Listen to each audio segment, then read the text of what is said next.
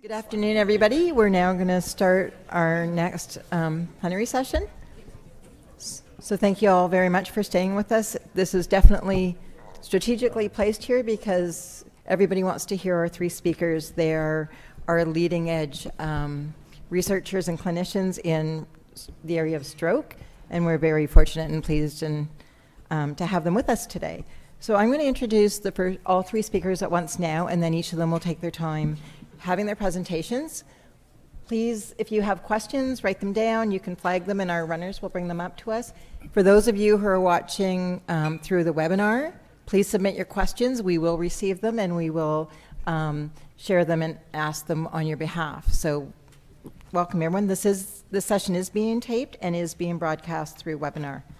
So our speakers today for this session, really looking at what's new in stroke, what is the new evidence and the changing paradigms. Our first speaker is Dr. Leanne Casaubon. Leanne is the Associate Professor of Medicine at the University of Toronto. She is a clinical investigator and neurologist in the Division of Neurology and Stroke Program at the University Health Network Toronto Western Hospital. She's also the director of the TIA and Minor Stroke Tams unit at Toronto Western. And Dr. Casaubon has been a huge stroke champion. She's been very actively involved in the stroke best practice guidelines and is on our advisory committee now as one of our senior leaders. So welcome and thank you, Dr. Casaubon. I'm going to introduce Mark and Michael first. Sit down. I know these guys really well. Our second speaker, who keeps moving around, out of the room, is Dr. Michael Hill. As many of you know, Dr. Hill, he is a professor in the Department of Clinical Neurosciences and cross-appointed to Medicine, Radiology, and Community Health Services at the University of Calgary. He's also holds a Heart&Stroke Foundation of Alberta and Northwest Territories in Nunavut professorship in stroke research, and he is the director of the stroke unit in Calgary. He's also one of our foremost prolific researchers and publishers in stroke, and he's really been part of the new paradigm in leading the ESCAPE trials in a lot of the work being done on endovascular therapy that has really changed the face of stroke and stroke recovery and chances for people who've had a stroke in the last few years.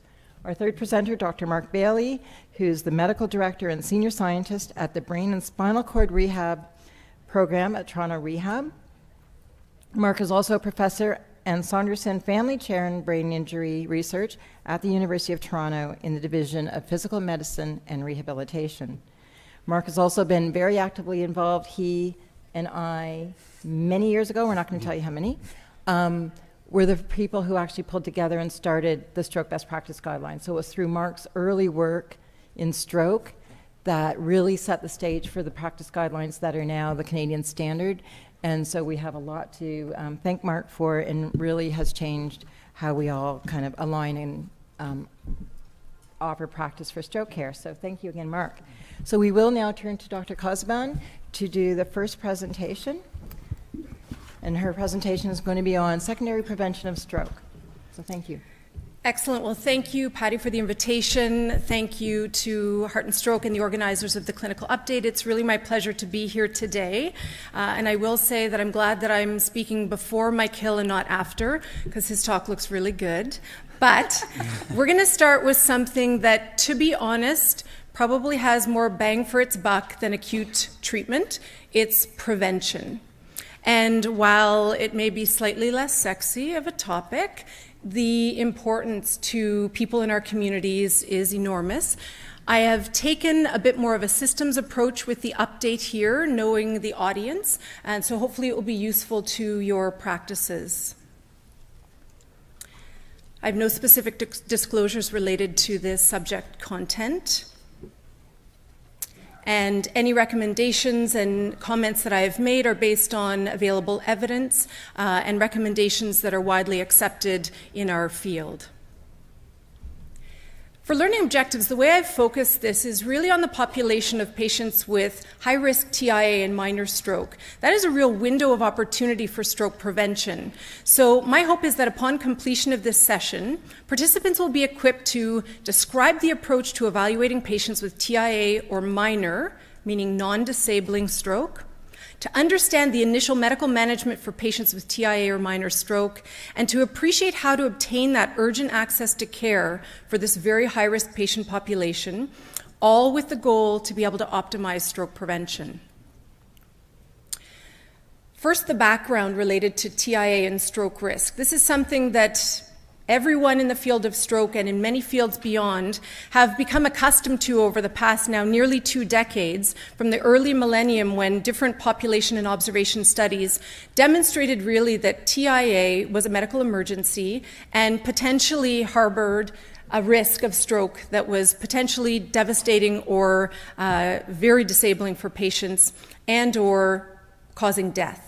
What we also learned is that that risk is front-loaded oftentimes within the first 48 hours of an incident event. The risk is also higher if we identify certain high-risk causes or etiologies, such as carotid artery stenosis over 50%, or atrial fibrillation, where then the risks of stroke that can be disabling within that first 90 days is up to 30%. Potential high-risk features are something that we all want to know about. We really want to identify that patient who's most at risk so that we can offer the services and the treatments and management strategies that will best allow them to prevent stroke. However, this has been challenging, and really there's not a lot of evidence per se to support what these actual high-risk features are. However, we definitely know that certain demographic features are very important, though not the be-all and end-all. So we have some very young people that may be at very high risk, but they don't necessarily have the traditional stroke risk factors. So demographics alone cannot allow us to identify these patients. We still do have a sense that time is very important as a factor, so that those who are presenting within that 48 hours of their incident event are still likely at the highest risk. The clinical features that most are familiar with certainly are the hemi-body motor symptoms, as well as speech symptoms, be that either dysarthria or aphasia or dysphasia. However, there are some observational studies that are showing certain other features that may be important that really are factors and features that would be more suspicious of a true focal neurovascular or cerebrovascular event, such as monocular visual loss, or a visual field defect, or sudden onset of severe significant gait difficulty. Also, those that when they present still have some persisting symptoms that are localized or focal are felt to be more likely at risk, again because this is more likely something that truly represents a stroke-related event. And if you do have access to the imaging that can assist in this situation, positive imaging can also be a very important feature. With that imaging, there is work, particularly that's been done through our colleagues in Calgary with Sheila Coots, looking at both MRI as well as CT-based modalities.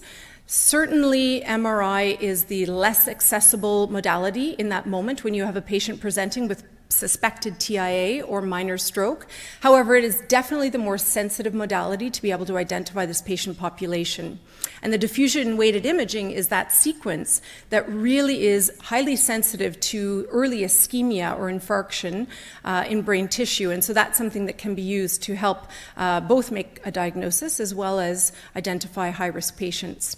But also, without access to that more specific modality, CT imaging and its advancements has been very useful to us, particularly through the emergency departments, to be able to identify those high-risk patients.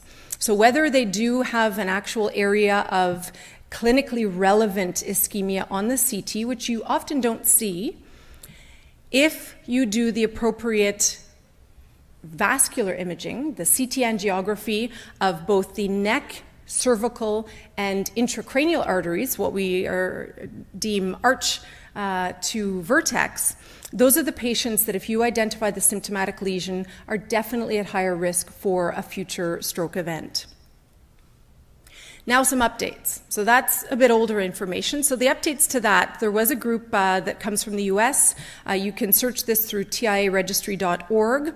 And this was a cohort that was observational, but from multiple facilities across the United States. They had nearly 5,000 patients that were enrolled. This was a higher risk population. They had at least a third of their patients with a final diagnosis of confirmed minor ischemic stroke.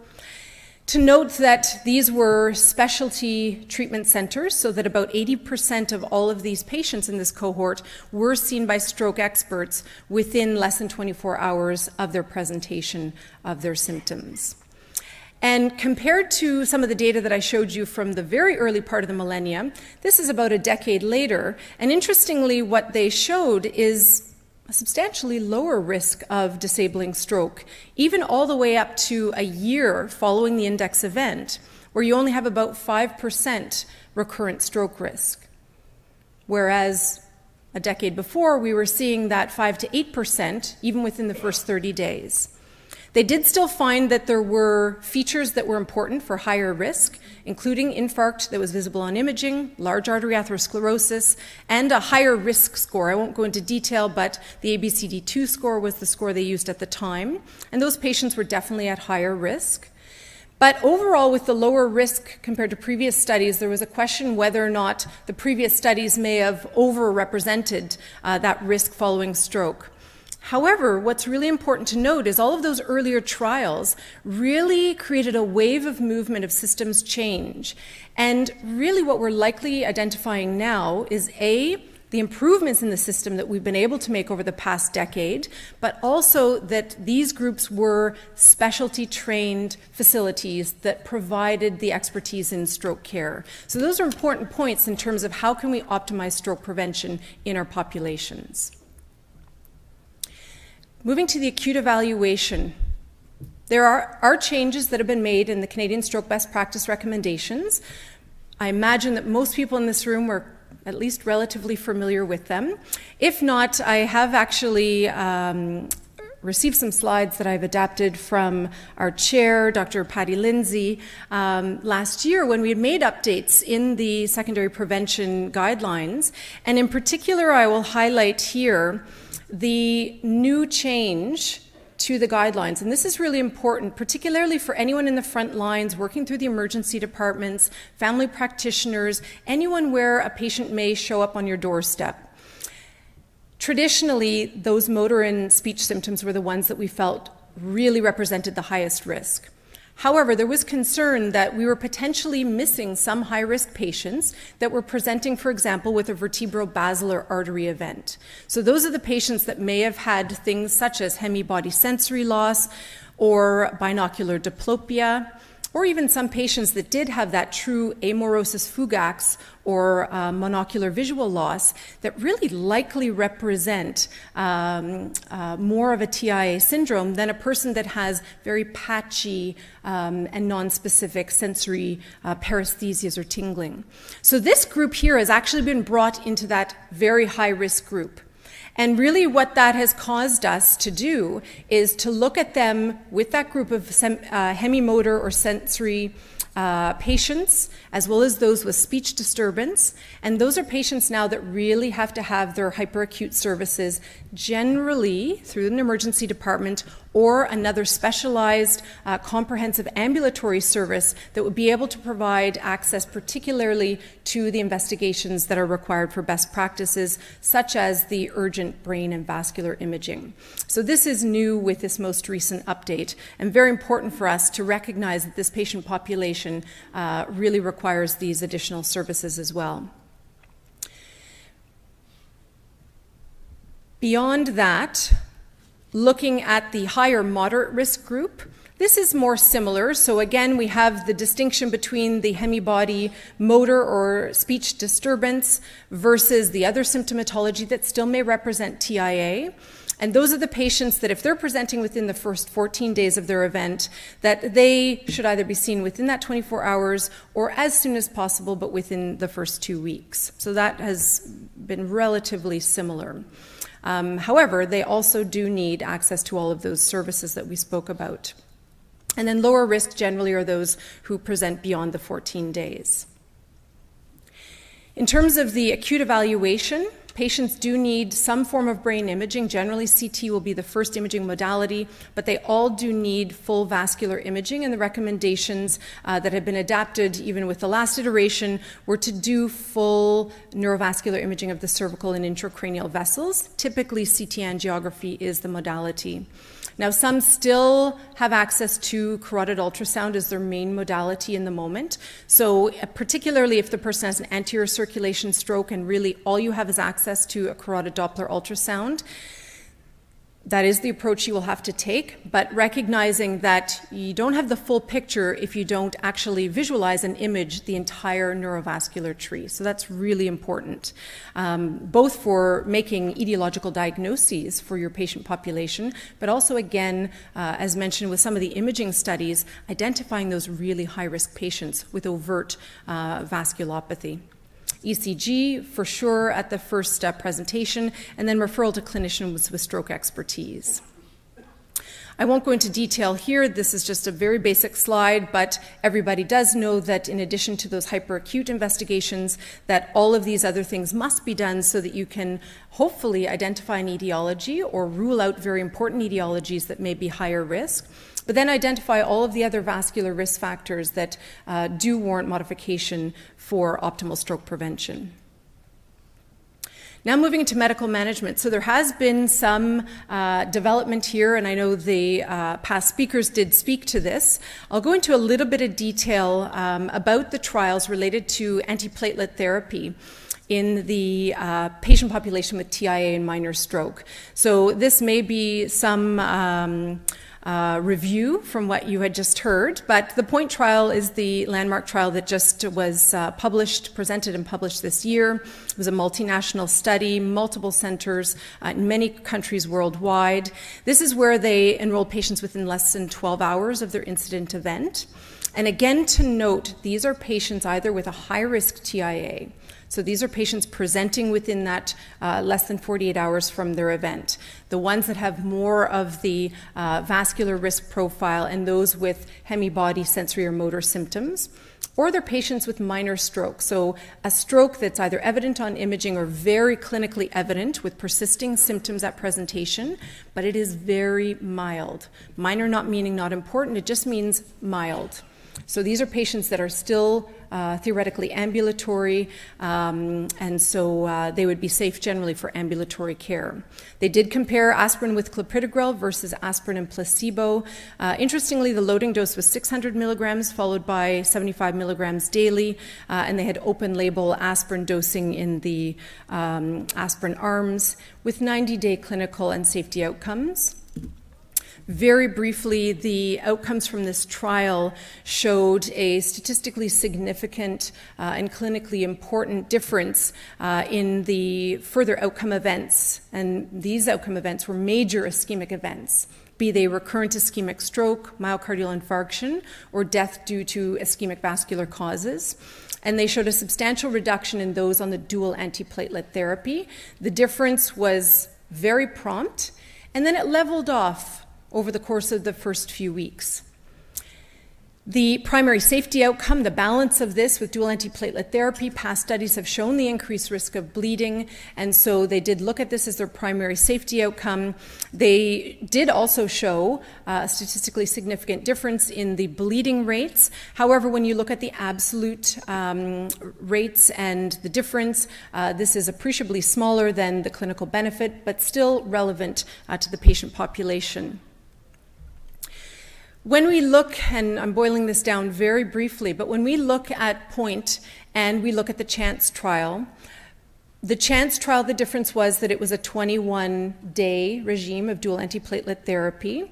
That, for those who are not familiar with it, from about 5 years ago, did show a statistically significant benefit with the dual antiplatelet therapy, noting that this was in one unique ethnic group. This was a Chinese-based study. So POINT was really our next study that was more international to be able to demonstrate if, in fact, there was a second study that would show a similar outcome. Interestingly, I didn't put a slide for this, but at the World Stroke Congress that maybe some of you were just at with us in Montreal just a couple of months ago, it actually the point group did actually do a pre-specified secondary analysis looking at this first 90 days because they differed in terms of their methodology. And in fact, when they looked at those first 90 days, I don't have the graphs because it's still not published data, but they demonstrated very clearly with their statistical analysis that the most benefit was within that first week and tailed off within the first 3 weeks in terms of a reduction in the ischemic stroke events. What they did show with the bleeding risk is the hazard for bleeding was relatively constant over the course of that first 90 days.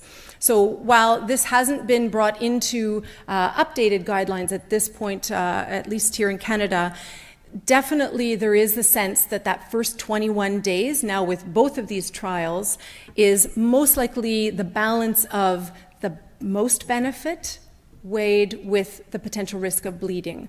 Whereas CHANCE did not demonstrate that bleeding risk, it was significant in points. So that's something of note when you're considering this patient population. Also to note very importantly, these are again high-risk TIA patients or minor ischemic stroke. These are not patients presenting with major ischemic stroke. So that there's caution there because we don't know what the bleeding risk, for example, might be there. Antiplatelets also were started within a very short time frame in these populations in both studies, so that for those who are presenting in delayed fashions, we really don't know whether they would still benefit. Finally, looking at access to care to optimize stroke prevention and any updates.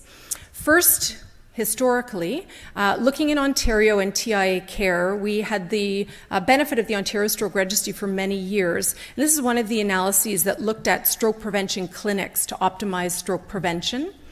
And this was one where they looked at one-year crude rates of mortality. And this was a really helpful study because it definitely did demonstrate that there was benefit in referring your patients to a secondary stroke prevention clinic as opposed to discharging them back into the community alone without an organized plan for stroke prevention services. So this is from emergency department visits. So they showed a statistically significant reduction in mortality over that first year.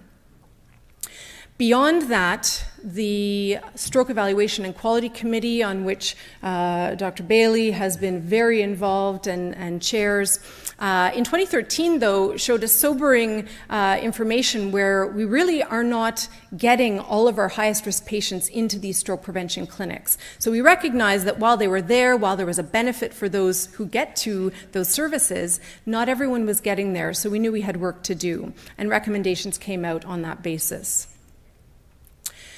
Beyond that, again with the Ontario Stroke Registry, Dr. Moira Caprell and colleagues were able to look at different models of care to see what the potential differential benefits would be for stroke prevention.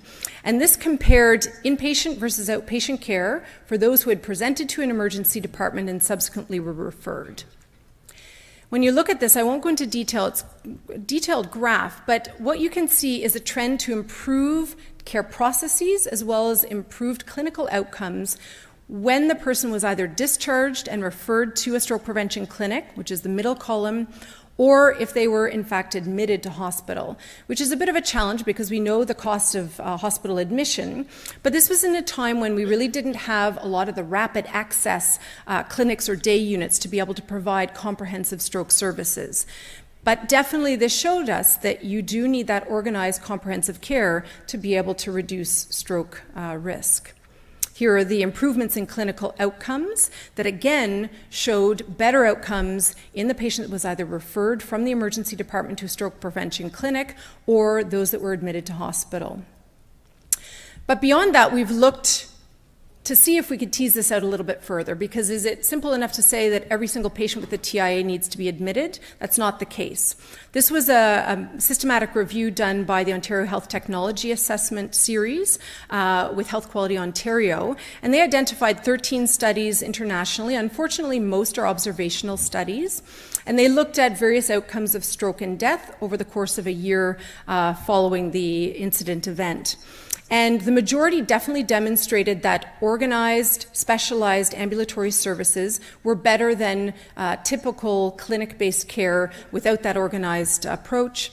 And that was helpful. However, that next step to see whether or not we can actually provide stroke prevention services on an ambulatory basis versus admitting all the patients to hospital still wasn't really borne out. We and our group have looked at that, and through our Tams unit study, we have demonstrated that for that high-risk patient group with TIA or minor ischemic stroke, compared to a match-controlled cohort, so these are patients with similar demographics, similar risk factors, that we can in fact do this care in a mechanism that is still an ambulatory model. And so we demonstrated very interesting findings. So emergency department lengths of stay for our care model are about half that we see for patients that would traditionally likely have been admitted to hospital. We have better access and prompt access to the services that patients require that are best practice based, such as Holter monitoring. And we have similar and excellent access to the stroke prevention medications that this population needs. When we look at our clinical outcomes, our hypothesis was that ambulatory care for this patient population would be at least as good, if not better, than inpatient care. And in fact, we showed that there was no substantial difference with the recurrent risk of stroke or mortality, with, if anything, a benefit towards mortality reduction in our Tams patient cohort with the comprehensive care we provide. With respect to Ontario and what the current recommendations are for stroke prevention services for this population, the OTAC organization, Ontario Health Technology Advisory Committee, does in fact, after all of their analyses, recommend that such care be provided in highly specialized and organized comprehensive ambulatory stroke services like a TIA and minor stroke clinic. Finally, I was asked to reflect on challenges to updates and changes in best practice. So with respect to stroke prevention, particularly with this high-risk patient population, there still are challenges with the identification of the high-risk population, as well as diagnostic challenges, particularly with TIA. Timely access to appropriate investigations, and I'm specifically highlighting here access to full vascular imaging, especially now with that additional cohort that really is identified as being high risk, that could be vertebrobasilar TIA presentations. Finally, dual antiplatelet therapy. We now have 2 major international trials. Further work is ongoing, but definitely the guidelines are reflecting that for the TIA, high-risk TIA and minor stroke patient population, that up to likely 3 weeks is safe and efficacious for stroke prevention. And then finally, still challenges ongoing to access to comprehensive specialized ambulatory services. But we continue to work on that. Take-home messages: TIA and minor stroke are medical emergencies. You should know your local resources to ensure adequate access to care. Evaluation by those with stroke expertise is recommended. So if you work in an emergency department, family practice, other non-specialized stroke service, know where you can refer your patients for that care.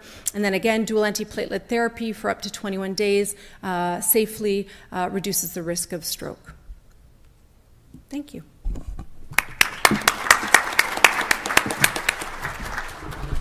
Thank you very much, Dr. Casaubon. That was a great overview of stroke prevention. Moving down along the continuum of care now, we will have Dr. Hill speak next on acute stroke treatment. Okay, thanks, Patty. Just a reminder, please write down your questions. We will have a question period at the very end after the 3 speakers. So please write your questions down and forward them or be prepared to bring them to the mics after all 3 speakers. Okay, terrific. Thanks a lot. So in contrast to Leanne, I'm super happy to be speaking after Leanne. So I understand that many of the folks are, let me ask, how many folks here do emergency room work and would see acute stroke in the emergency room? Hands up. Okay, so there's a few. For those of you who don't do that, just sit back and relax, because this is the kind of stuff that, you know, I think is important to know from the perspective of patients following up with you, you know, in your office or in your clinic. And for those doing some of the acute work, pay attention. Okay, here we go. Okay, so there's some disclosures from me. Northern Lights and Moosonee. So for those of you in Northern Ontario, that may be a familiar view. I'm going to just tell you this. This is what Gord Gubitz does, who's a terrific stroke neurologist in Halifax. Always gives the last slide first. so that you can then go to sleep during the talk. But so I'm going to tell you a little bit about EVT and what it's about and who it applies to. Talk still about intravenous thrombolysis, which is still highly relevant therapy for many more strokes than are eligible for endovascular therapy. I'm really going to talk about speed and how important that is, and structure around that, and then the focus on teamwork to make it go. So that's the plan. So the first thing I'd like to always say in a talk like this is to really emphasize, because I know you're here for heart and stroke, and obviously the two things are clearly linked. But if you look at this nice graph from the Oxfasc study in the UK, and I don't think our epidemiology is substantially different, you can see that after age 65, there are more strokes than heart attacks. And so when in terms of what you're seeing, and as our patient gets older, we're going to see more ischemic vascular disease of the brain than you are going to see of the heart, right? So you know, it's important. There's lots of it, right? And I also like to start when we're talking about acute stroke with a poignant story here, and this is Chris Lewandowski. Chris is an emergency physician who works in Detroit at Henry Ford Hospital and has been there for many years. And he was one of the principal authors, the principal investigators in the NINS TPA stroke trial.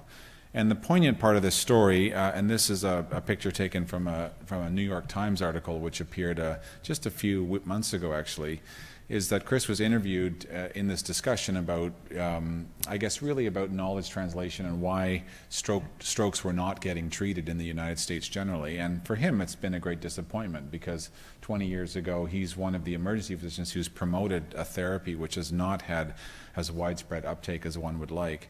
But the tragic part of the story was that his father had a stroke about 2 years prior to this interview. His father lives in Wisconsin, which is, of course, many hours' drive from Detroit. And Chris took the phone call from the emergency physician in the small hospital in Wisconsin where his father had arrived about 2 hours after stroke onset, and was told, not asked, told that he wasn't going to treat the doctor was not going to treat his father with TPA. Chris was really, really upset about it. Unfortunately, ultimately his father passed away, not immediately, but of later complications of stroke. And so the poignancy for Chris, he's come to grips with it now, but the realization that a therapy that he thought was really going to be very helpful for stroke did not come to even help his own father. So there's lots of data, folks, out there, and we have now, many thousands of patients in randomized trials, particularly with alteplase, which clearly demonstrate that that treatment is effective. I've just listed them there. We're not going to go through them. But the dominant thing I want to say about this is that speed is critical, right? So if you take too long to treat someone, you're not going to have any benefit, right? So this is a problem of structure, and I think in Ontario in particular, there's a terrific telemedicine system which covers the whole province. So there is a structure which allows this kind of thing to happen. But you need to treat people quickly. This is a graph, a commonly shown graph, which on the x-axis shows time, and on the y-axis shows that the odds of doing well here, and it's declining rapidly over time, such that about somewhere around 4 to 5 hours after stroke onset, there's no average benefit for patients, right? And that's where that 4.5 hour time window comes from. But the speed is critical, and the evolution of damage in a stroke is just kind of staggering. These are some data in which the volume loss was estimated based on serial MRI scans when someone had a middle cerebral artery occlusion, and you can see what the numbers look like. You lose 2 million neurons per minute that you are not acting to open up an artery, 12 kilometers of axons, and 14 billion synapses, right? And these numbers are almost sort of incomprehensible when you think about it. It allows us, though, a little bit of a currency to talk about how fast we have to be when we're treating stroke.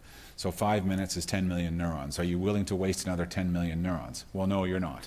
And this is a great way to, we found in our group particularly, it's a great way to motivate the EMTs and paramedics and CT techs and stuff to get going, right? We're not going to mess around. So we got to do stuff in parallel. We also fight our own human nature. If we think we have time, we take it. right? So these are data from actually many years ago now, but they're Canadian data from the centers you work in, looking at the cases registry, but it was basically simple. At that time, 3-hour window was sort of the limit, and it was clear that if you arrived at the hospital in 2 hours and 40 minutes, you could get a CT done, evaluate the patient, and give TPA in 20 minutes. Fast, right? But if you arrived at the hospital an hour after your stroke, it took 2 hours to get you treated, right? Which of course is crazy, right? But this line should be flat, but you can see what the numbers look like.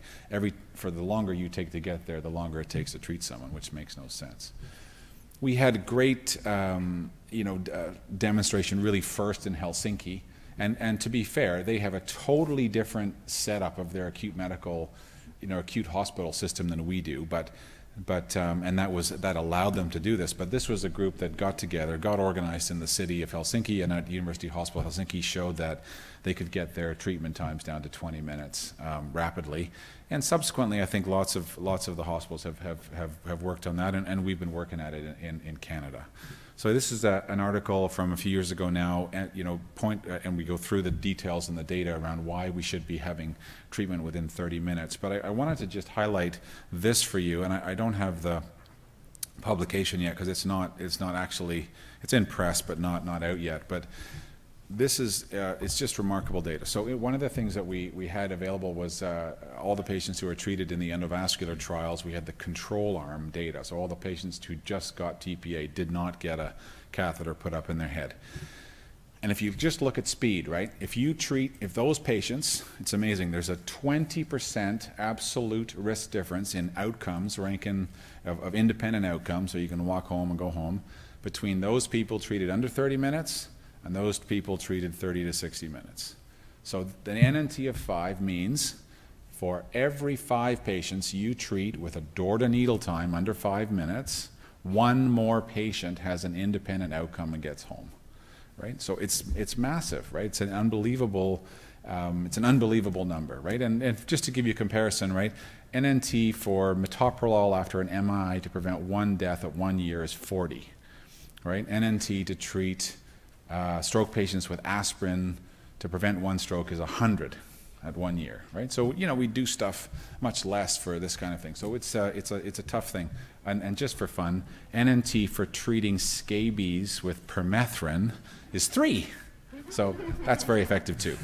Okay, so how do you do this? So in our place in Calgary, and this is happening at the major hospitals around the country, is we're reporting these numbers, right? We report our numbers back to folks so that we have data, and we're using it to drive. So we show this kind of report. This is from a couple years ago, but every week we send this report out to all of our team so that they know what happened. So you can see there was 1 patient there treated in 11 minutes and 1 in 36 minutes, so that we want our average to be around 30. So we're working hard on that. And how do you do it? Well, the main way you do it is you do it with communication. So I'm going to show you this because this is a good one. Hopefully we got volume. Do you have volume? Can you give me volume over there?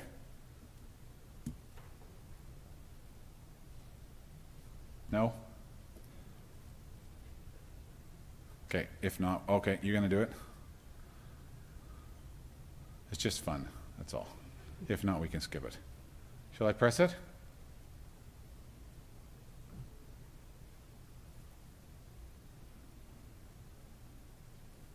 No? You seem to have control of the mouse over there. Okay, let's skip it. We don't have time. Or maybe we won't. You want to go to the next slide then?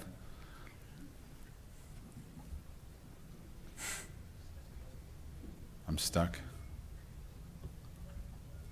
Okay.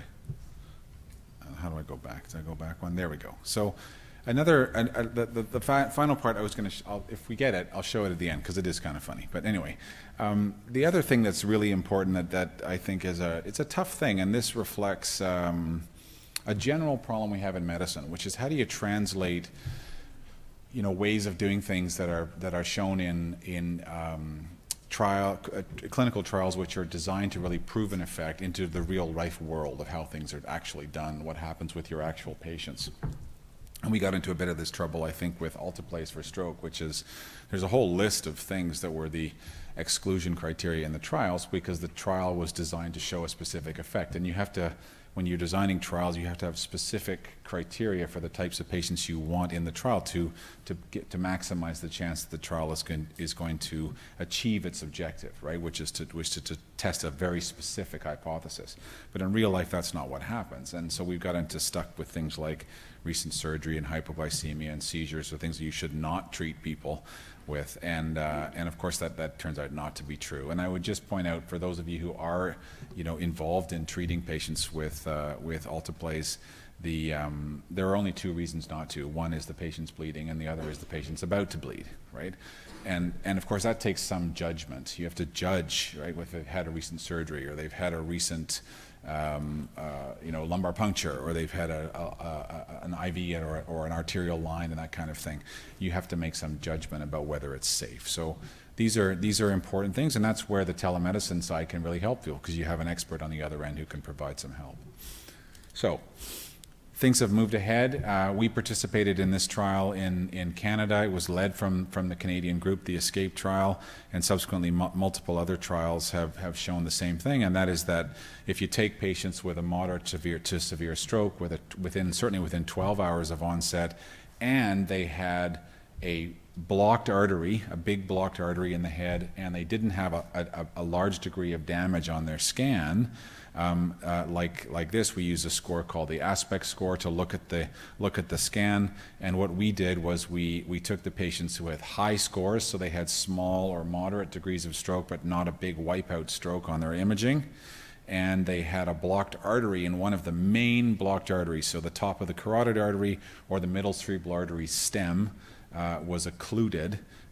Those patients had a much better outcome if you treated them with endovascular therapy. So in this group, you give them intravenous thrombolysis with alteplase. Only 3 out of 10 of these people do well. They go home, which tells you how bad severe stroke is. 3 out of 10 do well. 5 are disabled, 2 are dead, right? Whereas if you add endovascular therapy, you get a massive increase, and 50% go home. 4 are disabled, and 1 less is dead. So the ESCAPE trial has actually revolutionized, and the subsequent trials have really, and implementation of this care have really revolutionized how we're treating the big strokes. I'm just going to quickly show you a quick example. This happened to be a young man, so youth always helps in these major things when they do well. But this guy had a mechanical valve, and it turned out he was a little bit less than serious about making sure his Coumadin was taken properly, right, shall we say. And he has a left MCA stroke. He gets to the hospital quickly, right? It's recognized. He's aphasic hemiplegic. He's at us in 45 minutes from onset. A stroke score of 25 is a big stroke. But we don't know what his INR is, and we don't have time to get it quickly, so we don't give him TPA, and we go straight to the angiogram. He has a favorable looking scan, and he has a blocked artery right in here in the middle cerebral artery stem, and you can see it here. There's a blocked artery right there. This should be all full of blood vessels, and now you see from this view, this was where it was blocked, and now you see the good flow. It's all done. So that's at 16:41. So he got to us at 15:43. An hour later, his artery's wide open, and that's what we pulled out of his head. Right, so that's a long 3 fragments of a thrombus, which was about 40 millimeters in total length, and certainly came from his valve. And of course, this guy had a terrific outcome because he got everything open within under 2 hours from onset. He had a minimal, tiny little stroke in his insula, and walked out of hospital on the second day with a bit of scolding about making sure that he took his Coumadin, right? And we had a look at his valve, and everything was okay, right? So that's the kind of thing that happens, right? Whereas a guy like this previously would have been in hospital hemiplegic and probably either gone for extended rehab to see Mark for 3 or 4 months, maybe 6 months, or maybe will have just died because he had such a big stroke. So here's some really interesting data that we gathered from the ESCAPE trial, just to emphasize to you that one of the things is that is we looked at the reperfusion rates both in the control and the intervention group. If you don't get any TPA and you have an MCA occlusion, there is a spontaneous rate of recanalization. And many of you, if you've worked in emergency rooms, you've seen this, where somebody comes in, they have a deficit, and they get better within half an hour in front of you. Sometimes we see that after we put them in the CT scanner, they get better, and then they come out and they're all better. Hand goes up, leg goes up, and then we say therapeutic CT. But of course, it isn't. It's just that they've spontaneously recanalized.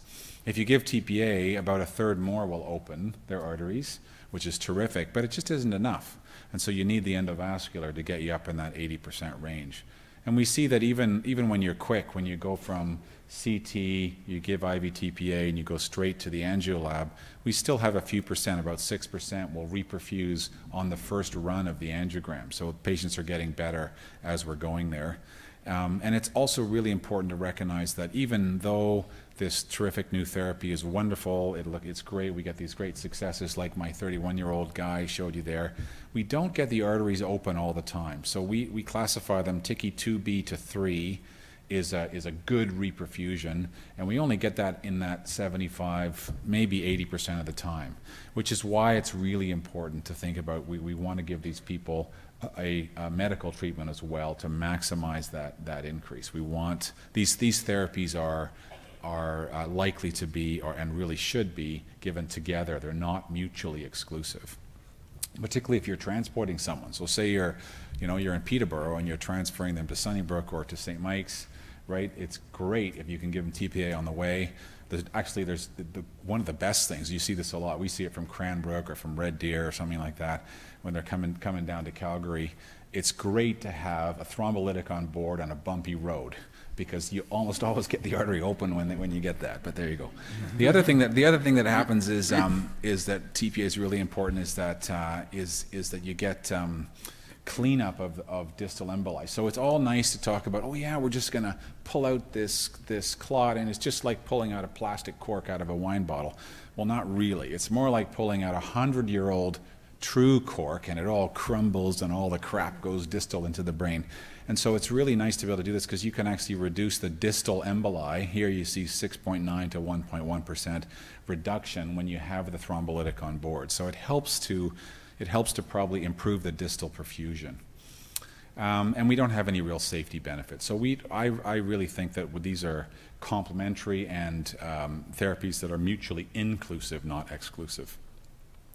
What else is happening? Recently, we've had some great recent studies looking at patients who have stroke where there's an undefined onset. So in this case, the classic one would be stroke on awakening. And probably 15% of strokes are like this, right? You go to bed 10:30 at night. That's the last time you're seen well. You're found the next morning at 7:30 and you have a right hemiplegia. And we see that, not infrequently. And so a large study was done in Germany and Europe, where they actually used MRI in this case to select patients with stroke on awakening, randomized them to get alteplase, TPA, or control, and they showed about a 12% absolute benefit here. This is what we look at on the stroke outcomes. You see this bar graph here. On the left-hand end here are the patients who do really well, 0, 1, 2 score, and on the right-hand end are the patients who do badly. And we've got more patients having an independent outcome compared to the control.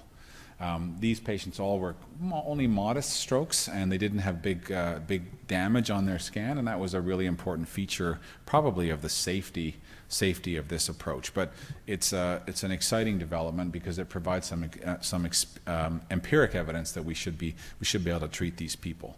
And when we start to think about it, we realize that the way we time stroke is pretty soft anyway, right? When we think we've used this idea of last seen well, but actually there's multiple problems. First of all, the patients can't witness it because they're usually rendered incapable because of their stroke. They can't tell you, or their sense of time is distorted and they're not able to recognize when something happened, or it's not witnessed, or they had stroke on awakening. So there's lots of reasons why we do it. We actually kind of guess anyway. I mean, often it's a situation someone comes in and the paramedics will tell you, yeah, that there was coffee, there was a hot cup of coffee in the kitchen, and we found the patient on the floor.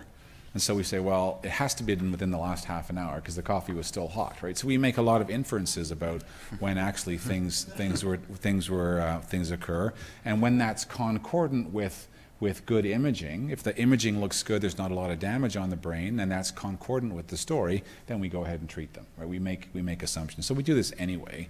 And so ultimately we're going to be abandoning this. Another study that was done looked at endovascular therapy in this population, and remarkably they looked at a 6 to 24 hour traditional time window. But in fact, in the trial, you'll see if you look at those numbers there on awakening and unwitnessed stroke, 90% of their population was unwitnessed or stroke on awakening. So these are people, same kind of people, right? It's true that traditionally the last seen well was the night before, but when you strictly understand, look at the imaging, it's okay. These patients did extremely well. Same principle. A large number of patients did very well in this trial. Again, suggesting that we can use imaging selection to figure out who to treat. So we have this. We're moving away to this model of looking at the imaging, getting the story, seeing if there's a blocked artery, and if there's a so-called small core or a good scan occlusion model, we're going to be treating these people both with TPA and with endovascular therapy. We'll be abandoning the traditional time windows as we go on. Just the last bit to end up with some new stuff that's developing. Many of you who have treated acute myocardial infarction will be aware that tenecteplase, of course, is the standard treatment option, and that was the reasons that was not pursued earlier with stroke are complex and mostly related to intersections of money and focus on cancer drugs. Where there was more money to be made than stroke, but there's been essentially an academic resurgence in this. We all believe that tenecteplase may be has a lot of pharmacological properties which would really make it ideal for stroke, and those include these ones here. It has a potential to have greater safety because it has greater fibrin specificity.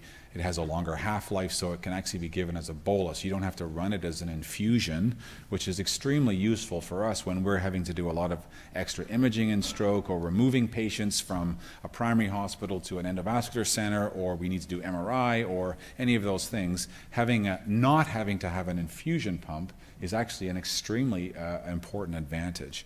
And there's also some evidence that maybe it's better overall. We get more reperfusion. And some of that first evidence came from a phase 2 study done in Australia, where Mark Parsons and his group looked at 2 different doses of tenecteplase and showed that you got better reperfusion and a greater drop in the severity of stroke in patients treated with a 0.25 per kilo tenecteplase. Interestingly, half the cardiac dose, which appears to be the likely thing. And then next, more recently, we've had some information from Australia looking at, this was an interesting study where they actually randomized patients at a primary hospital to get intravenous alteplase versus intravenous tenecteplase. Then they transferred them to the endovascular center for endovascular therapy, and the outcome of the trial was, on the first angiographic run, was the artery open or not? And they found that there was a doubling of the rate of the artery being open in the tenecteplase group, so from 10% to 20%, which is terrific, great for the patient, but still recognize that these patients are still going to need to be transferred, because if 80% of them still need endovascular therapy, that's still going to be really important. So what's happened in stroke in the last few years is that we have, for the severe strokes with the big occlusions, we've got this new therapy now, endovascular therapy, which has required a regionalization of the stroke model. Patients with big strokes need to be considered for transfer to an endovascular center.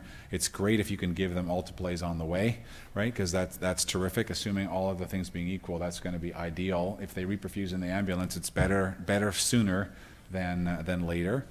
Now that's only going to apply though to something like 15% of the stroke population. Many of the others are going to be eligible for routine intravenous thrombolysis only with alteplase, and not for endovascular because it's only a small branch artery that's occluded. It's not one of the big proximal arteries, and these therapies are synergistic. Speed is critical every way you cut it, right? So whether you're giving IV TPA or endovascular therapy, you've got to be fast. There's just no way around it. Every minute is 2 million neurons. So there's no way around it. We should be treating everybody within 30 minutes of hospital arrival. And I gotta get the communication slide up. That's too bad that didn't work because it was fun. I just want to show you these three things. These three things here is that right? Okay. Is just some for yourselves, and I'm happy to share these slides if required. The top one is a website which is about teaching how to look at CT scans. This is a big deficit overall in the medical community. If you are interested, you can do it on your own. There's practice cases. There is reams of material. We have posted it all, looking at CTA, plain CT, CT perfusion, all that kind of stuff, so you can try to understand more about it. So it's there. The second link is a course. All right, we got some grant money to this. We developed this in Alberta primarily, but it's a course. It's an e-learning course. It actually is about 8 to 10 hours of time. It will take time. You can do it at your own pace. It is set up for nurses, EMTs, paramedics, ED docs, general physicians, neurologists, radiologists, internists, whatever you are. And you're interested, and the course can be it's streamed. So, for example, if you're going on as a radiologist, you don't have to take the EMT or paramedic section, right? Of course. So it's streamed for your particular area of interest, and you are welcome to take it. It's free. It came free for you because it was funded by grant money. And the last one is for those of you who are program coordinators in your programs.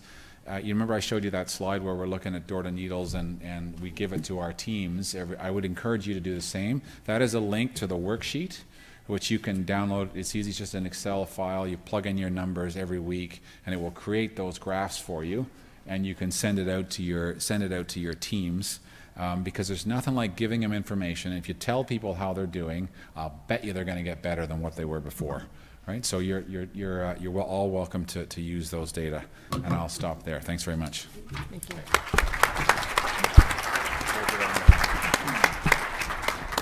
Thanks very much, Dr. Hill. What we've heard from Dr. Hill is that there's all these new treatments saving more patients, which means we have a lot more stroke patients that need rehab. So appropriately finishing off this round of talks will be Dr. Bayley talking about what happens when we save them and they go to you. Okay, thanks, Kathy. Thanks, Patty. Sorry, and thank you all for inviting me. I know Wes called me a while ago, and so hopefully I can, in the spirit of last slide first, we should maybe one of these conferences have rehab first and then go backwards. So, so thanks for the introduction. And basically what I hope to do over the next few minutes is just sort of go through some of the neuroplasticity principles that we work with every day in rehab. And as we get to know them better, I'm going to give you, hopefully by the end, you'll be able to name 3 innovative strategies for promoting neurological recovery. I'm going to give you a whole lot more, but maybe hopefully you'll pick up 3 of them. And then because I know that there's a fairly strong representation from frontline clinicians here, I hope that I'll give you 3 feasible strategies that don't need an endovascular neuroradiologist and that you can actually do when the patient actually says to you, Doc, or, what can I do with my arm? Okay, so the first thing is just to kind of give you what happens after the stroke. We heard from Mike and Leanne, about the neuroanatomy. And basically, right after the stroke for us, there's the resolution of the temporary factors, and then there's the longer-term central nervous system reorganization. That's what we talk about. And what we do, as we try to do, we try to work with is what's left over. And as you saw from Mike, we're trying to rescue what's called the ischemic penumbra, whatever's not dead center. And so sometimes right after the stroke, we start to see people having resolution of this area that's marginally perfused and starts to get reperfused. One of the other phenomenon that we're probably seeing as people recovered is what's called cross diaskesis. Now, this is a phenomenon where if one area of the brain is suddenly deactivated, that areas that are connected to it are also deactivated or momentarily see suppression in their activity. And this is just a stroke. You can see an individual, this is where the stroke is, and it's a SPECT scan, so you can see across the way on the opposite cerebellum, you can see decreased activity. So part of what we're seeing as people get better in the early days after a stroke is probably resolution of some of these phenomenon. But then the same things that happen when you go out and practice your golf swing, when you actually go out and practice for tennis, are probably the same things that happen in you as you recover from a stroke. And so Randy Nudo did a lot of work with primates, and he showed that the changes that were occurring during motor learning, which I'll show you in a minute, are likely the same type of changes that occur when somebody's recovering from a stroke. And so one of these is the phenomenon of reorganization at the neuronal level, and we know that there's a variety of ways in which this may occur. This includes rerouting as well as sprouting. And so if you look on the left-hand side of your screen, you'll see that we have the picture before, and then we have a neuron that's been damaged and dropped out. You've heard that billions of them are lost. And the brain has the ability to find another route to get to, and it uses the other ones now more preferentially, whereas before, perhaps the center was the most prominent use of pathway, and the second you see on the right. Similarly, we know that when one nerve dies, that another nerve can increase the density of synapses, and you can see axonal sprouting to make sure that you can achieve this. And so that's what's happening. That's a very oversimplified view of what's happening at a neuronal level, but we also can see this at a cortical level when we use fMRI, is that when you look at an individual moving their hand, for example, which you see on the left-hand side of your screen by fMRI, you'll see that it lights up in the area you would expect in other supplementary areas. So right after the stroke, in the middle screen, you see that you see diminished area, because the stroke has obviously taken out some area that's active. And you also see that the brain is actually recruiting the contralateral hemisphere to try and achieve the same movement. And then once the person has had their rehab, you see that the area that is involved in the hand has actually expanded. And we see this. This is what neuroplasticity does in individuals who are blind, who have amputations. Whenever you lose a certain area, you will see the brain filling in that area with other activities, and you can also see that it recruits other areas of the brain to try and recover, and it finds alternative pathways. So in short, the underlying processes you have the early processes, like the resolution of edema, the ischemic penumbra, and then you have the resolution of functional depression, that is diaskesis, and then over time, the CNS reorganizes. Okay, so my second objective was really to talk about what's new in the world of rehab and how we're thinking about recovery and intensity of practice.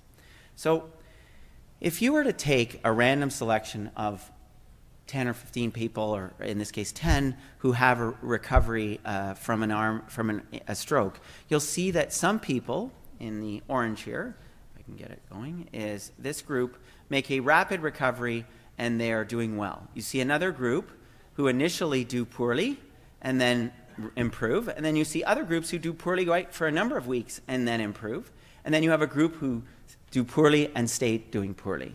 And so one of the things that's of great interest to us in rehab is how do we understand these people, because maybe we need to use different approaches for these people. So this leads to key questions like, can we predict who will recover and respond to intervention?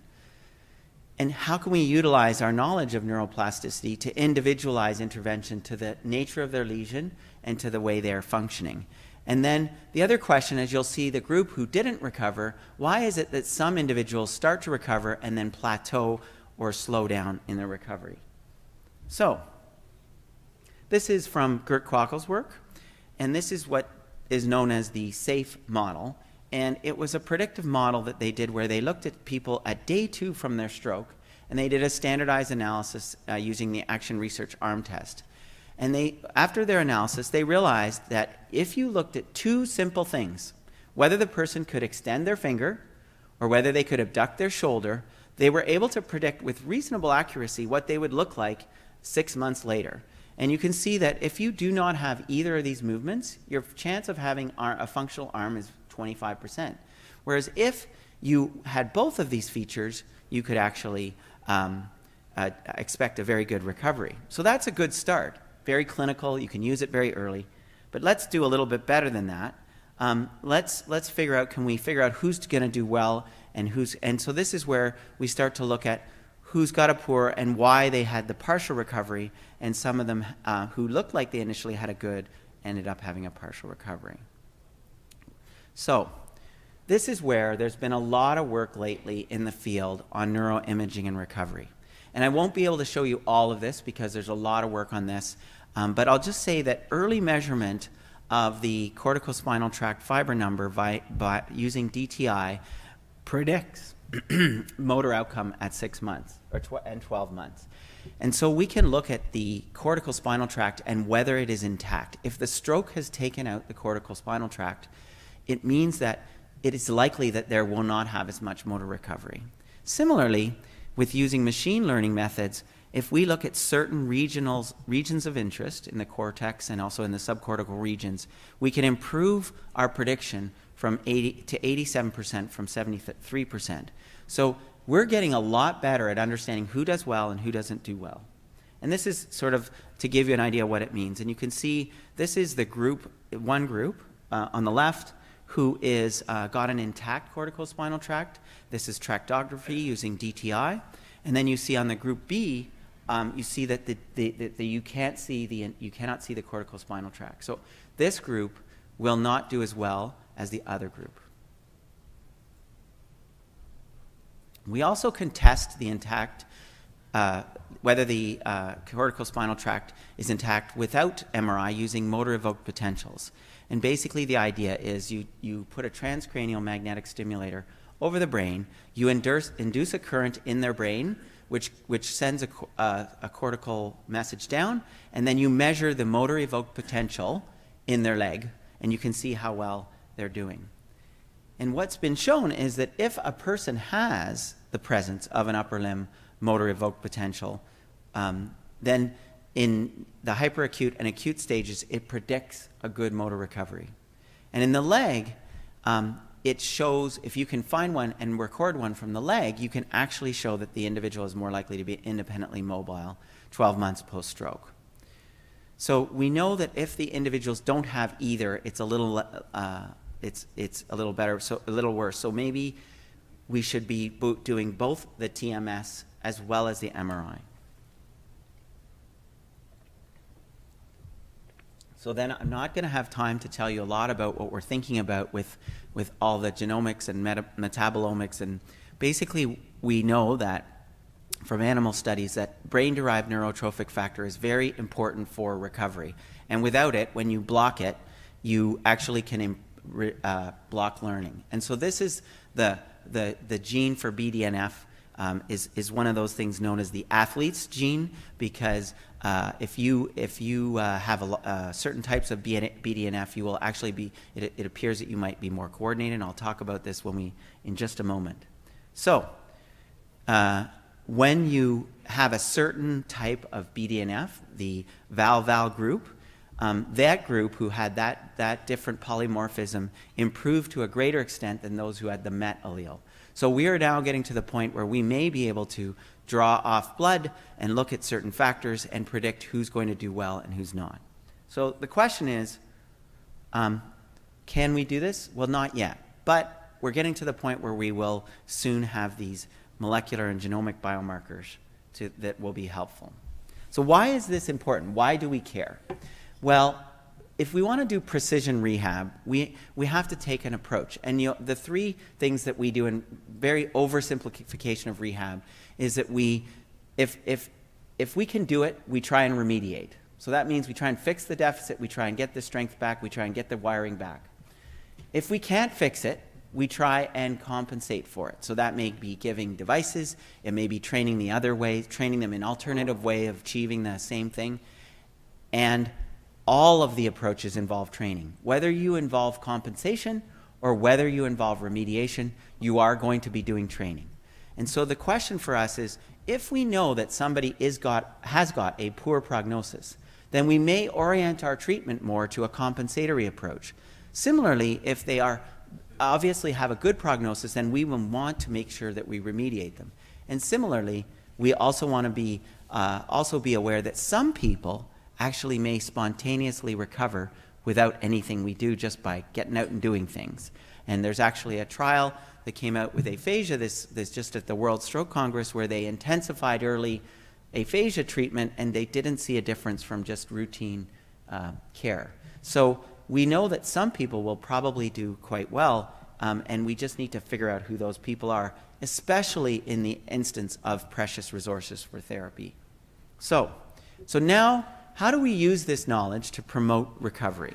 So one of the things that we know is that if you're going to improve your golf game, it needs to be a bit more task specific. You don't improve your golf game by playing tennis. And so this is true in stroke recovery. So we have developed a number of things that are very task specific: circuit training, sit to stand training, and one of the things that we developed at Toronto Rehab is called perturbation training, where we have people who have a stroke, we have them lean forward, and without warning we release them, and we see how their recovery is from that impending fall. You can see that they're wearing a harness, and so they don't fall. But we've done a trial where we randomized people to being pushed around in a gantry and tried to be knocked off balance, and we see that this group appears to be having less falls.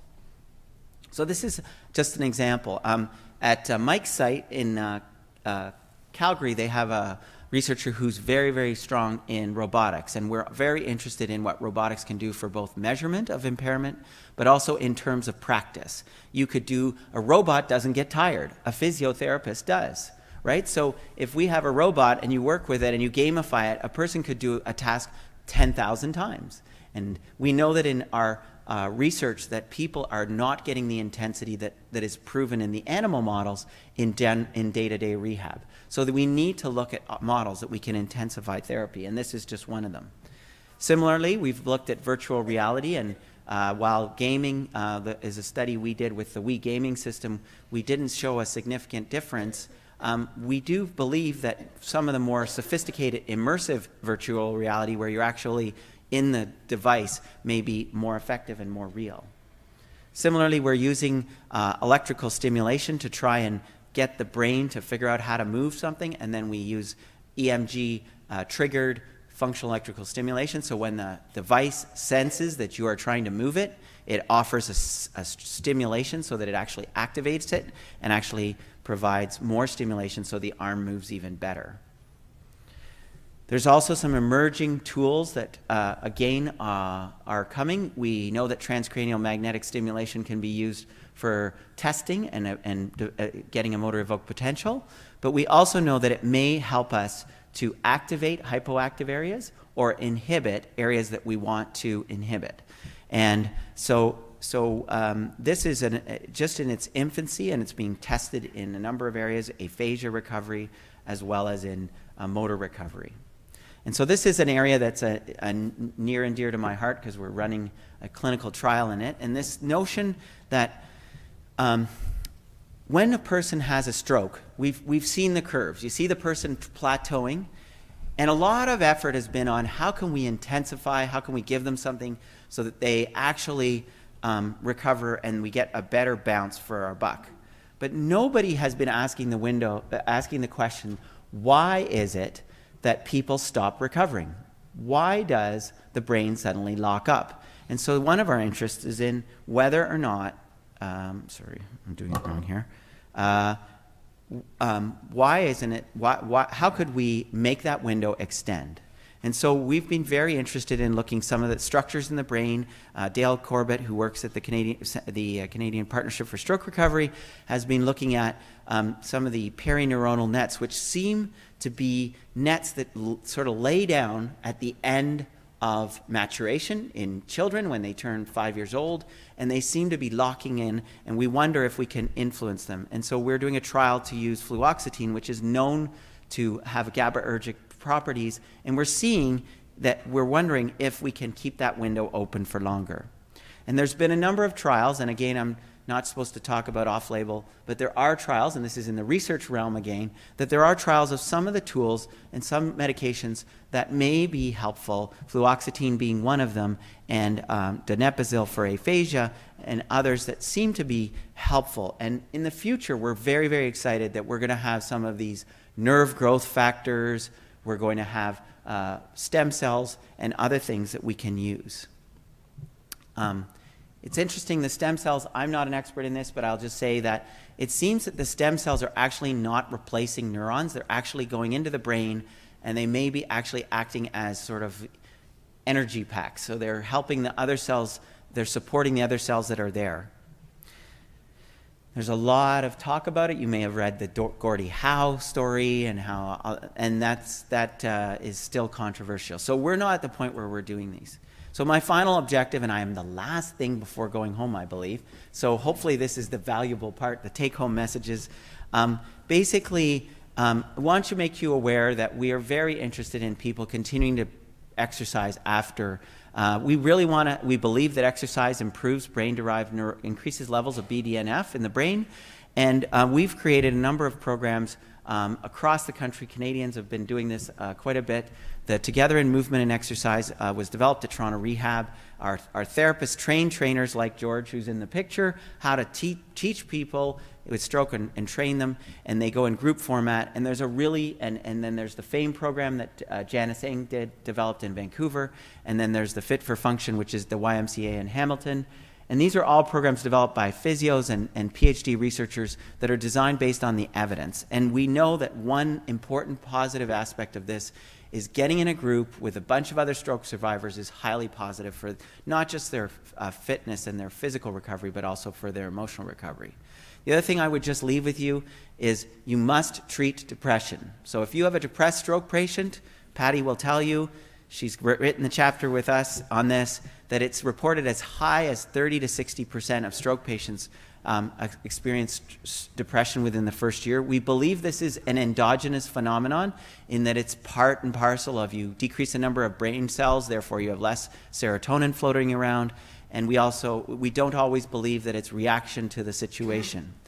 And it's associated with higher mortality and morbidity and worse function. And so really, we recommend strongly in the Canadian Stroke Best Practices that you should be considered with treatment. The SSRIs, serotonin medications like citalopram and Zoloft are probably sertraline are probably the ones that are most studied. So the other things that you can think about if a patient comes into your office and says, "Doc," or "What can I do?" So here's some things that you can think about if you can offer them, they might consider doing if they've got some movement in their arm. So this is my colleague Steve Wolf, and you can get them to put their hand in their pocket or put their hand in a mitt and walk around during the day and actually practice using their affected limb. This is called constraint-induced movement therapy, and there is some very good evidence for this. There is a very formal protocol, but I believe that it's something that some people with some movement should be trying to use. Similarly, we know that mental imagery may be helpful. So if you think about the movement, as the goalies do when they warm up for a hockey game, they think about the things they're going to do. We know that some people can improve their movement by thinking about the movement. And so this is just to show you, one of my favorite slides is just, how many of you are musicians? Pianists? Okay, if you're a pianist, you're not like me. You can see that even when you can see all the areas that light up in your brain when you're playing the piano. But what's fascinating is when a pianist is listening to somebody else play the piano, you can see that the very same areas, except for the primary motor cortex, light up. So clearly there's a set of neurons called mirror neurons that can mimic what's going on. That's how we do the see one, do one, teach one. And so this is a very important system that we don't harness, and people can visually imagine the movement, and it may help them. And we also have some tools. We just developed an app which you can download from the App Store called Via Therapy. It asks very simple questions like, can the person move their arm? It's based on the SAFE model. Can they move their shoulder?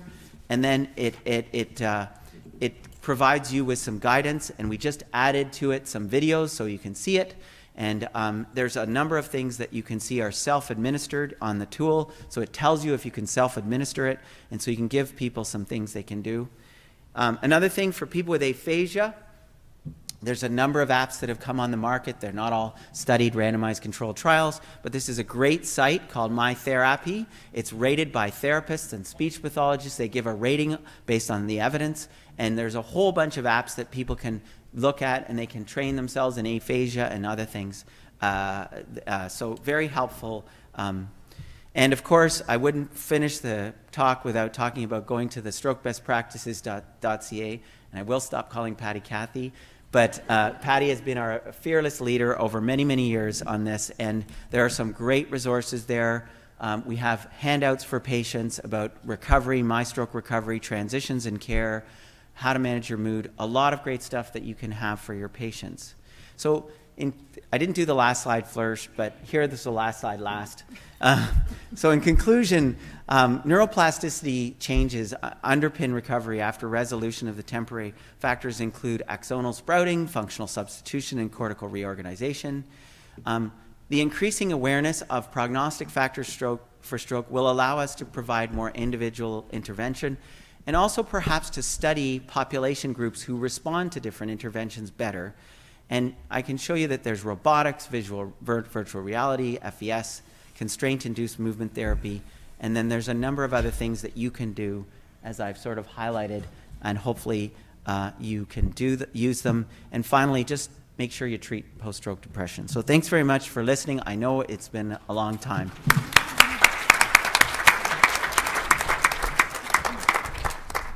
So I'd like to thank all of our speakers. We are now going to open the floor to questions. There are microphones throughout the room, or you can write your question down and raise it up, and it'll be brought forward for us. So questions? And there's also questions coming from the webinar as well. Who's got those? Yeah.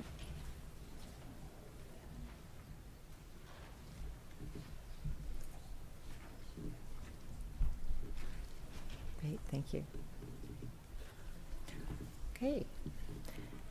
So here's the first question. I see patients who are frail, elderly, and are either completely housebound or bedbound, or in a long-term care facility, often with previous stroke or vascular dementia. Are your recommendations for management of acute stroke, TIA, the same in these situations, or are there other considerations for patients with recurrent stroke already on aspirin, Plavix, or DOACs? Let's start with the first one, the first part of it on the elderly or frail patient. So, no.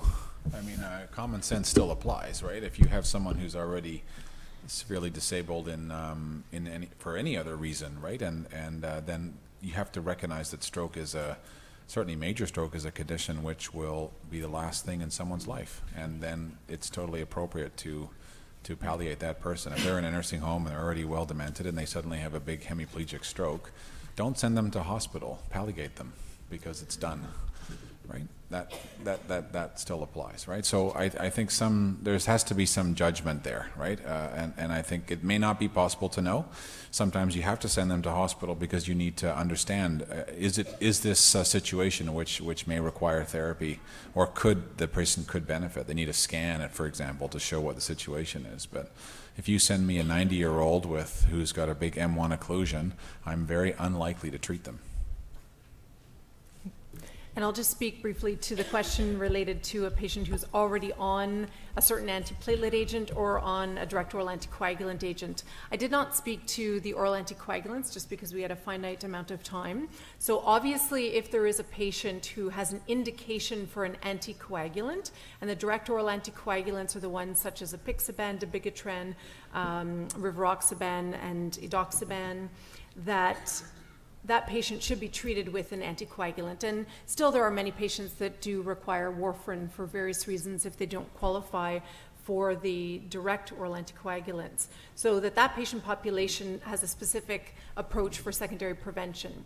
If a patient already comes in on another antiplatelet agent, and we do have patients, we didn't speak about this, but comorbid conditions, so many patients have had the recent myocardial infarction and may have had a drug-eluting stent, so they may already be on a regime of antiplatelet therapy.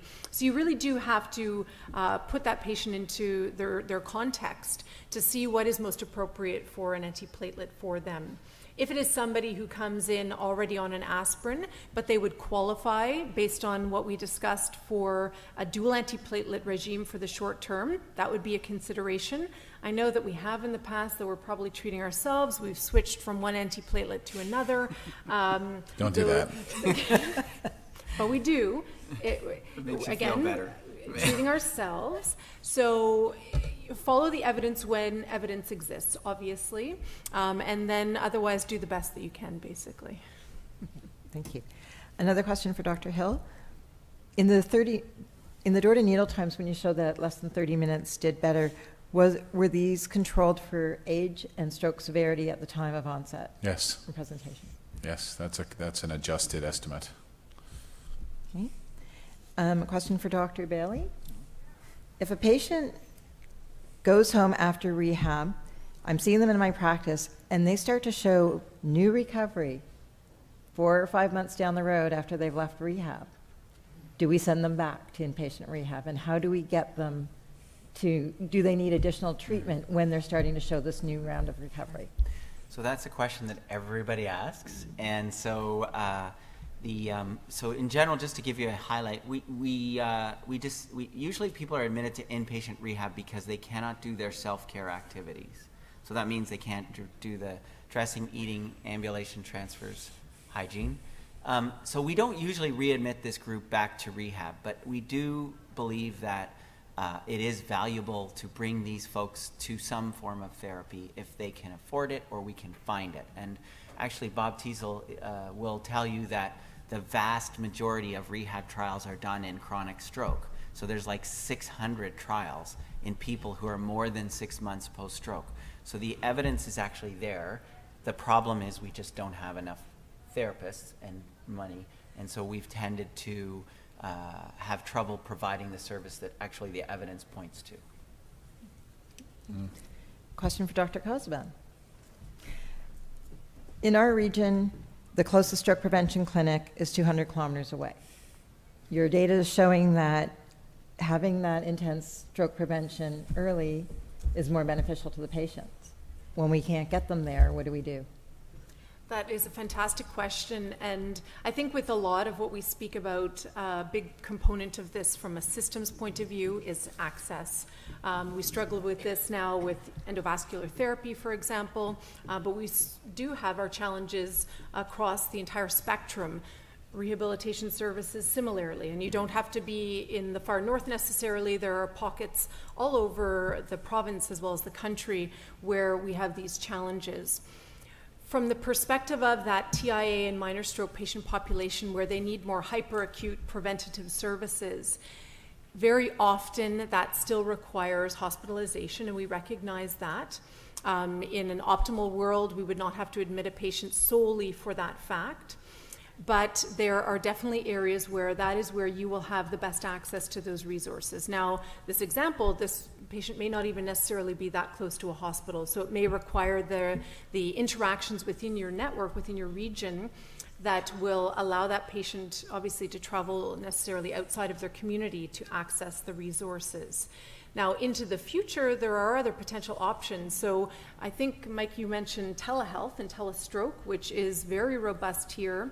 That was led by Dr. Frank Silver and many others across the province. And so there are opportunities that we probably haven't even tapped into. We do really rely on telestroke for the hyperacute services related to TPA thrombolysis.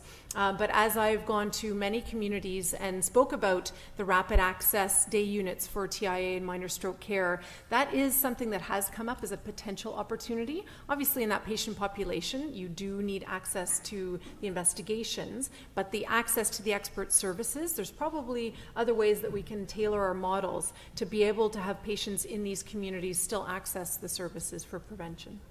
So we do that, Leanne, in Alberta. There's a telehealth stroke clinics, so we try to provide that same service through telehealth. So that's a new avenue for us potentially. Final question for Dr. Hill. So we have patients in our hospital, we have a CT scanner and we give TPA, but we don't have the ability to do CTA or CTP. Should all patients bypass our hospital and go to a bigger center that has that advanced capability? So first of all, if you have a scanner, you can do CTA. If we don't have specialists who can read it. But that doesn't matter because Leanne can see it from anywhere in the province. So it's not a question of actually having a specialist to do it, or it's just a question of getting it set up and making it happen. There are the only barriers I know about that have come up are does your CT tech have the adequate training to do the test, and then it turns out that, certainly in Alberta, I can tell you that CT techs who can do contrast-enhanced CT studies get paid more than CT techs who cannot. And so that becomes a budgetary issue within the hospital. But assuming those things can be overcome, if you have a scanner, any of the current scanners that are installed anywhere in Ontario can do a CT angiogram. Whether you need to do, I don't think you need to do CTP for this kind of decision making. So I don't know. I mean, it depends on how you're set up in Ontario. By contrast, in Alberta, we've designated 17 hospitals across the province, remembering that the population is about 1/3 of the population in Ontario, so it's just a little over 4 million in Alberta, and 17 hospitals to cover the entire province. They're all designated, so the paramedics bring stroke patients to the designated stroke hospitals. So you don't have this question. If your hospital has a scanner and you're providing the acute stroke services, you can certainly do a CTA, and you don't need a specialist because the stroke team in Toronto or Ottawa or London, whoever your direct referral is, will be able to tell you what the scan shows and help you make a decision about triage. And if I can just add to that from the Ontario stroke system perspective, there is a lot of work ongoing right now that is regionally based, because every single region of the 11 stroke regions has different challenges. And so we are looking at this through Core Health and the Endovascular Therapy Steering Committee to see, do we need to rework any of our current setup in any of our regions? So these questions are ongoing, and we are working to see how we can maximize the resources to keep patients in their community, because the other aspect of this are the transfers of patients. And we want to help to limit any futile transfers or transfers where the patient would be less likely to benefit. So we're trying to balance some of the fiscal realities of our current healthcare system, which I don't have to go into. We're all familiar with that, and how we can optimize access and care for patients, both within their communities, but also sharing the responsibilities with other communities. So we do have our regional system where we have certain hospitals that are designated. These are our TPA hospitals. They are linked with telehealth, with telestroke. There are a few pockets, again, where there's a few challenges that we're working out, but then all of the now 10 EVT centers also have responsibilities that go even beyond their region. So we are working on that, but there is still a lot of work to do. And final question for Dr. Bayley. In our region, the wait lists to get into inpatient rehab are 18 to 24 days. In your presentation, you talked about earlier, rehab is better. Yes. What should we be doing for our patients while they're waiting for that bed?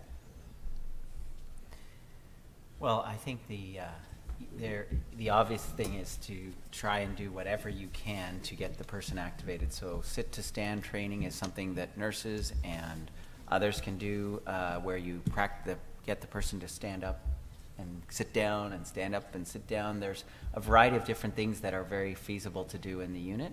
I believe that the long-term solution, though, is really looking at what options you have to move people to stroke rehab earlier, and look at your system in that region. So I think that the regions that still have long periods of time for wait, they do need to look at how they're managing their system. And sometimes if you invest in outpatient rehab, you may be able to move the whole system forward. So, thank you. Are there any more questions from the audience?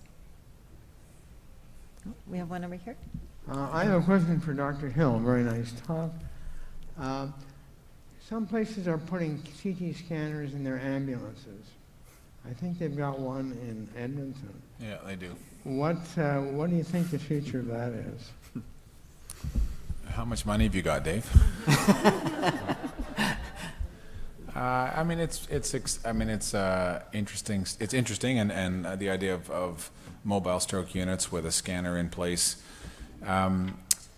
Basically, the bottom line is it's a very, very expensive way to manage a paramedic service. In any given, say, million population, you probably need 5 or 6 of them distributed around the city to make enough savings to achieve a cost neutrality in terms of how it would work.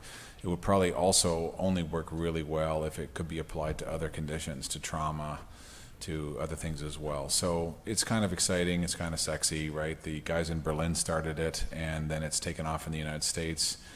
In the U.S., I would say, without being too pejorative, it's largely a marketing tool for most hospitals, which means that if I'm Hospital X and Hospital X has a mobile stroke unit and goes out and picks up patients, more stroke patients go to Hospital X, right? So it's a way of recruiting patients into their hospital system, for which they get, you know, for the U.S. system, that's a way that they're increasing their revenue coming into the hospital. Which is a cynical way of looking at it, but I don't foresee that it's likely to be cost effective. On the other hand, I can tell you about the Edmonton experience. It has been really focused on the near rural. So Edmonton's, just by the way geography is, there are more communities sort of within about an hour and a half's drive than there are compared to in Calgary, and so they've set it up so that the ambulance goes out and meets a paramedic. So say someone's in a Westlock, which is about an hour and a half's drive away, has a stroke, they'll meet them halfway, rendezvous on the side of the road, scan them, treat them with telehealth consultation, then bring them on into Edmonton. And in that way, they've been able to increase the reach of stroke services into the near rural area around Edmonton. I think that's been in a kind of a justice sort of a way in terms of providing service to more of the rural community. That's been terrific. It is expensive though. The ambulance costs $3 million to do it, and then running it and having the maintenance for it is tough, right? Because you have to pay extra people, CT tech, et cetera, to be on the ambulance call. And so it's, I'm not sure. A lot of it has to do with how you'd set up your models of care. I mean, it's an exciting new possibility, but right now it looks pretty expensive per stroke treated. Great. We have one final question that was directed to Dr. Bayley. Yeah, the question was related to the role of cultivating ambidexterity on neuroplasticity and as a modality. So there is a number of things that people are trying to do to use the unaffected brain. One of them is what's called mirror therapy, where you use a mirror in between your two hands to try and promote the movement in the unaffected hand by watching your movement. And there is also some people who are looking at bimanual therapy. We'll just have to say that the evidence is still not that strong that doing bimanual therapy is better than actually trying to promote activity in the affected hand, or trying to compensate for the lack of activity by training the other hand in functional tasks. I hope that answers, and I was under 2 minutes. Thank you. So this concludes our session. I'd like to thank all three of our amazing speakers for sharing their knowledge with us today. It was excellent. This is the close of this session. There is another session immediately following this. It's a dinner symposium for those of you who have registered. For those of you who have not registered and are interested, there may still be some spots available, and you can go out and check with registration. So the other thing I'd like to remind you of is, please, it's really important for us as we do future updates to have your feedback. So please take a few moments on the app to complete the evaluations. We do look at those and we do use those when we're planning future events. So thank you all very much for your patience and for spending the afternoon with us, and we'll see you a little bit later.